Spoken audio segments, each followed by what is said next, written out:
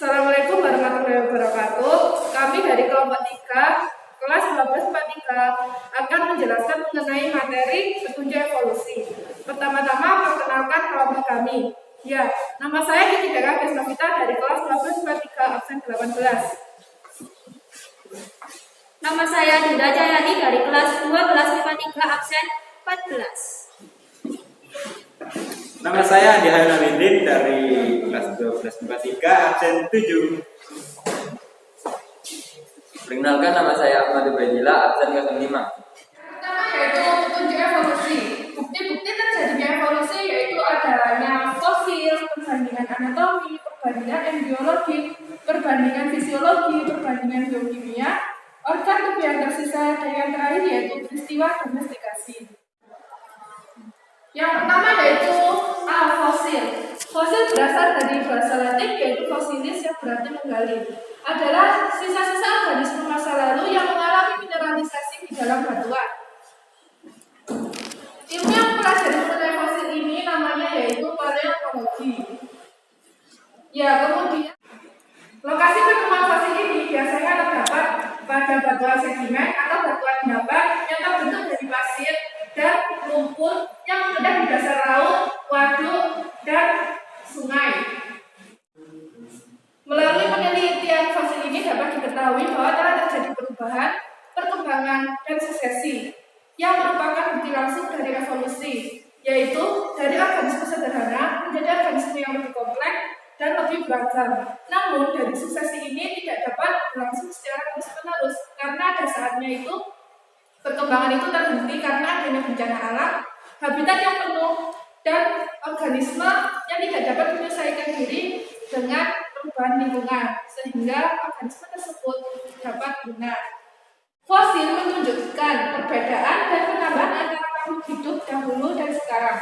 Fosil tidak hanya berbentuk tulang, cangkang, gigi, dan bagian lain tubuh hewan yang tertinggal, tetapi juga meliputi cetakan impresi atau jejak yang ditinggalkan oleh organisme zaman dahulu.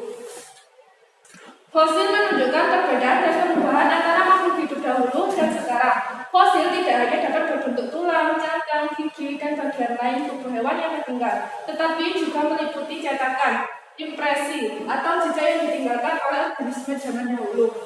Tapak kaki atau jejak kaki dari suatu organisme dalam lumpur lunak yang kemudian mengeras merupakan fosil yang paling sering ditemukan. Fosil-fosil di samping dipelajari oleh para ilmuwan untuk dikaitkan dengan sejarah evolusi makhluk hidup. Jadi, fosil adalah bukti terjadinya evolusi makhluk hidup. Beberapa tokoh yang mempelajari tentang fosil adalah sebagai berikut. Yang pertama yaitu Leonardo da Vinci. Yang kedua, George Cuvier. Yang ketiga yaitu Charles Darwin. Fosil ditemukan dalam kondisi lengkap, yaitu adanya faktor-faktor sebagai berikut. Yang pertama yaitu faktor lingkungan, pH, air, garam, dan angin. Yang kedua yaitu organisme berurai seperti bakteri dan jamur. Yang ketiga yaitu adanya hewan predator atau hewan pemakan bangkai. Yang keempat yaitu adanya bencana alam atau lipatan batuan bumi. Jika tersebar pada satu tempat yang tidak memungkinkan terjadinya pembusukan, maka organisme tersebut akan merawatkan dan disebut dengan fosil.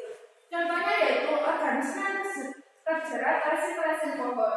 Resin tersebut akan mengeras dan berwarna kekuningan dan menjerat bagian tubuh organisme tersebut. Fosil yang ditemukan lebih lengkap dari fosil-fosil yang lain adalah fosil kuda.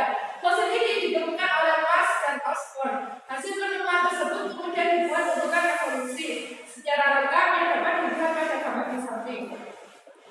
Ya, dari gambar di samping ini dapat dijelaskan bahwa telah terjadi perubahan dan perkembangan yang mengarah pada evolusi, fungsi, dan bentuk. Yaitu antara lain tubuh bertambah besar dari ukuran kucing hingga ukuran kuda saat ini. Kemudian jarak antara mulut dan mata semakin berjauhan. Kemudian leher semakin panjang. Perubahan bentuk leher yang awalnya memakan buah-buahan sekarang bisa menjadi memakan lumpur. Anggota tubuh kaki semakin panjang, yang menyebabkan kemampuan lari semakin cepat. Yang terakhir yaitu reduksi jumlah kaki yang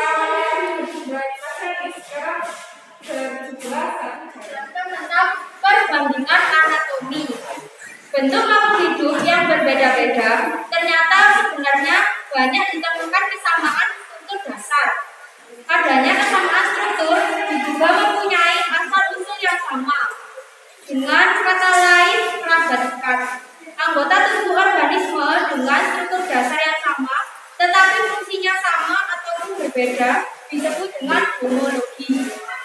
Contoh dari homologi yaitu anggota depan buaya, kadal, kelelawar, burung, paus, kuda, dan manusia.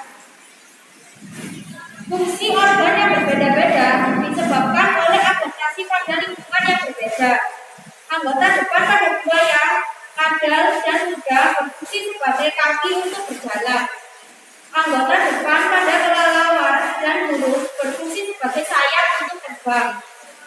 Anggota depan pada paus berfungsi sebagai sirip untuk berenang. Anggota depan pada manusia berfungsi sebagai tangan untuk memegang. Adanya homologi dipergunakan sebagai dasar atau bukti terjadinya evolusi. Nah, kebalikan dari homologi adalah analogi. Analogi adalah anggota tubuh organisme yang berfungsi sama, tetapi strukturnya berbeda. Contoh dari analogi yaitu sayap kuku dengan sayap burung, yang keduanya berfungsi untuk terbang. Sirip ikan dengan sirip paus yang sama-sama untuk berenang. Hubungan homologi dan analogi dengan evolusi adalah sebagai berikut, yaitu yang pertama, adanya homologi menunjukkan perkembangan makhluk hidup dari asal yang sama, kemudian menghasilkan spesies yang memiliki organ tubuh dengan berfungsi yang berbeda-beda. Homologi merupakan bukti dari terjadinya evolusi divergensi. Yang kedua yaitu analogi menunjukkan perkembangan makhluk hidup dari asal mula yang berbeda-beda. Tetapi karena hidup dalam lingkungan yang sama, maka memiliki organ tertentu dengan fungsi yang sama. Analogi merupakan bukti terjadinya dari evolusi konvergensi. Ini merupakan dari gambar homologi, yaitu contoh-contohnya yang pertama yaitu sirip paus, yang kedua kaki katak, yang ketiga kaki kuda, yang keempat kaki harimau, yang kelima tangan manusia, yang keenam yaitu sayap burung. Ini merupakan dari contoh gambar analogi, yaitu yang pertama gambar insekta, yang kedua pterodaktil, yang ketiga burung, dan yang keempat kelelawar. Perbandingan embriologi. Perbandingan embriologi berbagai macam makhluk hidup ternyata juga menunjukkan adanya kesamaan. Perkembangan awal beberapa jenis spesies menunjukkan bentuk dan struktur tubuh yang sama. Kemudian masing-masing spesies berkembang dengan modifikasi yang berbeda. Perkembangan makhluk hidup mulai dari zigot hingga dewasa disebut ontogeny. Persamaan perkembangan mulai terbentuk zigot sampai tahap berbulan. Kedua, perbedaan perkembangan mulai tahap selanjutnya yaitu oogenesis atau pembentukan organ tubuh. Yang ketiga, persamaan ini menunjukkan adanya hubungan kekerasan. Ini adalah gambar terbentuknya zigot sampai belas-belas. Yang pertama dari ikan, salamander, ular kura, burung, kelinci, dan manusia. D. Perbandingan fisiologi. Pada umumnya ditemukan persamaan proses fisiologi antara berbagai makhluk hidup. Misalnya dalam hal sintetis protein, proses metabolisme, respirasi, ekspirasi, sintesis ATP, dan lain-lain. Contohnya, atas dasar struktur tubuh yang mirip dan memiliki kesamaan seperti kristalulasi hemoglobin dan burung memiliki kemiripan. Contoh lainnya, paus dengan burung merupakan hewan yang berbeda, baik bentuk, ukuran, maupun habitatnya. Tetapi keduanya memiliki kesamaan, yaitu cara bernafas dengan menggunakan paru-paru. Kemiripan yang ada memperkuat dugaan adanya kekerabatan di antara makhluk hidup. Perbandingan biokimia. Setiap spesies memiliki ciri yang khas dari susunan biokimia yang terletak pada susunan DNA, RNA, atau protein. Walaupun perbedaan hanya pada tahap basal nukleotida atau pada tahap gen, bila urutan biokimianya mirip, maka semakin dekatlah hubungan antaranya. Contoh, manusia dengan hewan babi sama-sama memiliki susunan DNA yang sangat mirip. F. Organ tubuh yang terbisa. Organ spesial adalah organ-organ bisa akibat sehingga sehingga tidak berfungsi lagi, tetapi memiliki kesamaan dengan organ serupa yang tidak mereduksi dan masih berfungsi. Organ tubuh yang tersisa manusia antara lain sebagai berikut: appendix atau umbai cacing. Appendix merupakan organ limfoid yang berguna untuk mencerna makanan. B. Gigi taring yang tajam. Gigi taring yang tajam berfungsi sebagai untuk mengoyak makanan sehingga makanan mudah dicerna.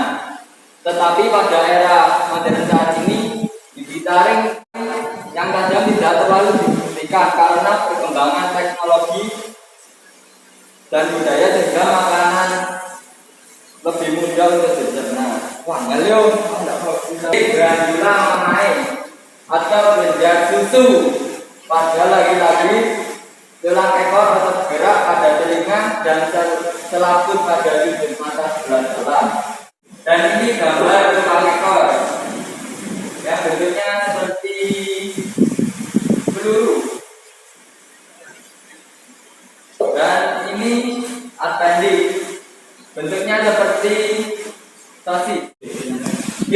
Peristiwa domestikasi. Domestikasi adalah usaha manusia untuk mengubah dan menjadikan hewan dan tumbuhan budidaya. Pengubahan ini meliputi habitat, jenis makan, dan perilakunya. Hewan-hewan yang dipelihara orang saat ini merupakan hewan yang berubah sifat aslinya melalui proses domestikasi seperti anjing, kucing, dan lain-lain. Pada umumnya, usaha domestikasi disertai dengan seleksi dan perkawinan silang sehingga memungkinkan terbentuknya spesies baru, dengan kata lain domestikasi. Dan ini contoh domestikasi anjing pada belahan-belahan dunia.